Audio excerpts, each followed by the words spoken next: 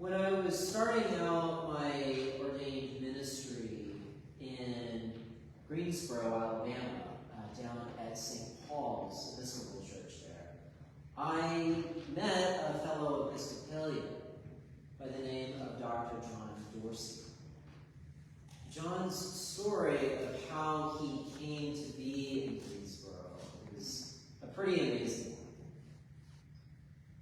Now, John is a psychiatrist.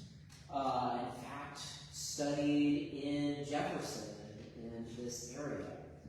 And at the time before he came to Greensboro, was living and working out in California. And then he got a call, a job opened up in this small town in Alabama, of which I cannot even remember the name. That's how small it is. And he got the call to go there to be a psychiatrist in the area. And so he went and took this position. Now, the time in which John did this was when Katrina was getting ready to hit.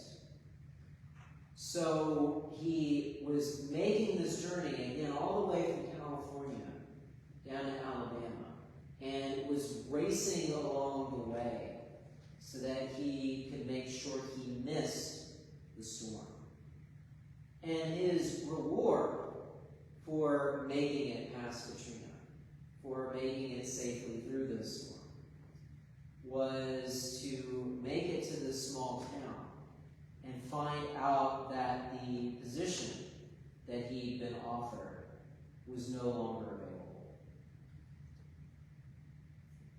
Now, most of us would go through a situation like this, and we just turn back and go home and try to pick up the pieces of what had happened. It wasn't the case for John.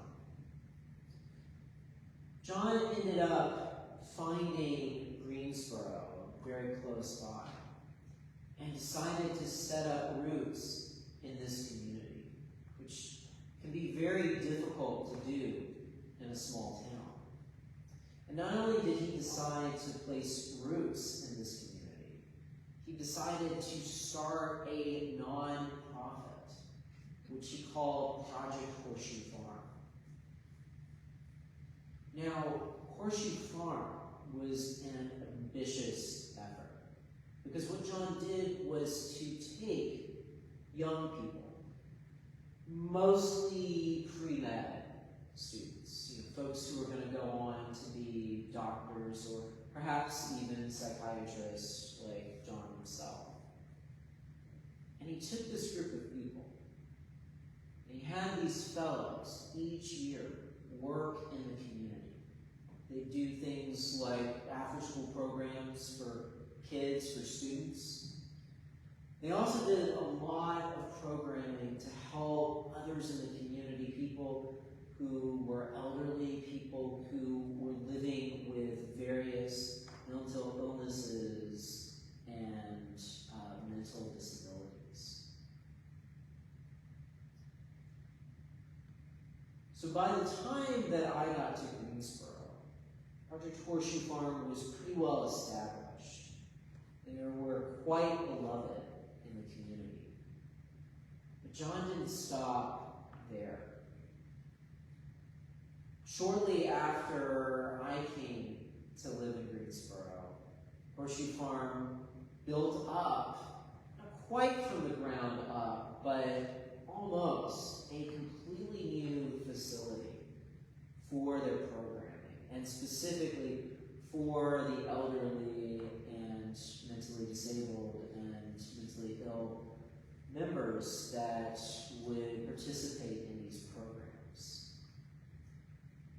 And if that weren't enough, shortly after I got there, within a year or two, John took two of the fellows who wanted to stay for an extra year, and they went off to another small town, not terribly far away, and and started up their own program, started up a new branch, a new site for Project Horseshoe Farm. And now, John has started a program back out in California where he came from before moving to Alabama. So now there are 3 sites for Project Horseshoe Farm that John and the fellows in the program have built up and developed.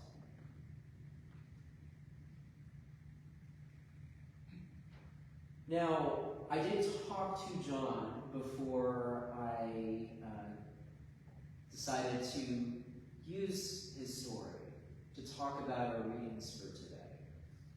And John graciously said yes to that. We talked for a little bit about what he's been doing at Project Horseshoe Farm. And he actually took it back to our gospel reading at the very beginning of this month. So at the end of July, we're kind of going full circle here. And he talked about it like Jesus sending out the apostles, often sending them out 2 by 2. That this is how he sees what he's been doing with Project Horseshoe Farm. He's going out and then sending others out as well. Because that's really what John lived into. Going out to this community he knew nothing about and never been a part of, just like the apostles of old. And then he himself has taken his fellows, and as they've begun these sites, taken them 2 by 2 to go out and build something up from almost nothing. Because that's the truth of what we see in the story of Project Horseshoe Farm, is it doesn't take much to build something great. We don't need a lot to start out with in order to grow into something much larger. And 2 is what we see in our gospel today, in the feeding of the 5,000.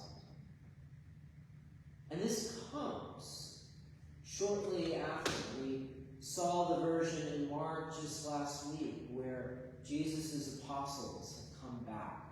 They're with him again after going out and spreading the good news that Jesus is trying to share with other towns, with other communities. And now we see the version of this story in John, where the apostles, the disciples, are trying to find some time to rest. And yet they find all these people around still looking for what Jesus can offer them. And so we hear of these 5,000. Jesus realizes they all need a break. They all need sustenance.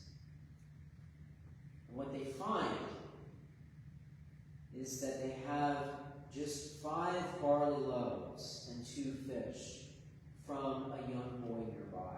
To give some context to this, when being in this area of Israel, being near Capernaum, being near the Sea of Galilee, we had a feast of fishes and loaves, and each of us got 1 fish. So think about that. 1 fish feeding 1 person. We've got 2 fishes, just 5 loaves to go with them. That's not enough to feed 5,000 people. It's barely enough to feed a handful of people, really. And yet, with just this small amount of sustenance, Jesus is not only able to feed the 5,000. Jesus ends up having 12 baskets full left over after he has fed everyone. From just this small amount, Jesus is not only able to feed the 5,000, 5,000. There's also so much there left over.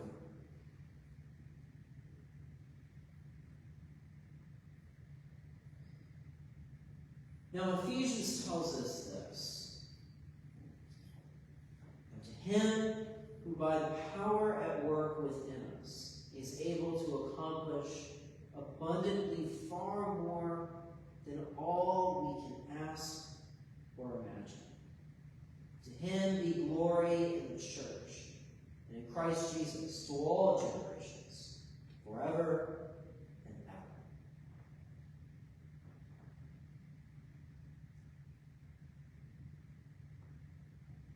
What Ephesians lays out for us is the power by whom and in whom such miracles as the feeding of the 5,000 are able to come from.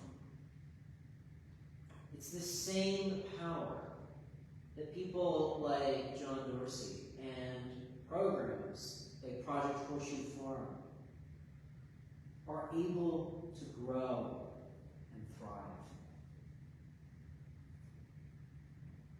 It's this same power of God that can work in us, as Ephesians tells us, in ways that we could never expect or imagine.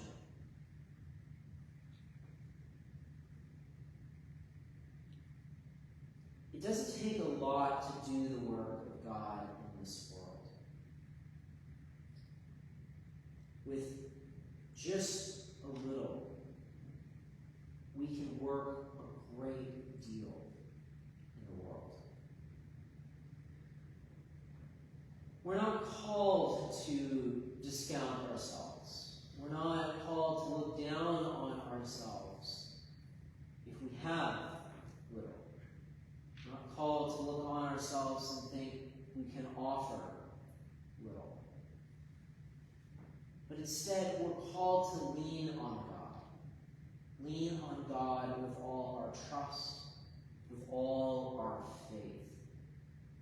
Because if we do that, as we see in our gospel, as we see through the story of Project Horseshoe Farm, with just a little we can accomplish a lot.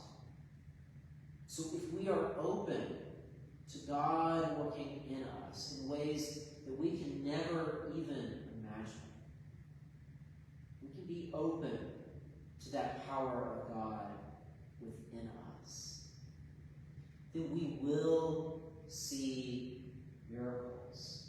We will see God working within us and through us in ways that we could never hope to see. To be able to take what little we may be able to give, and through that, give something that there's even abundance from that little bit, an abundance of God's work overflowing through that tiny start, through that very little that we have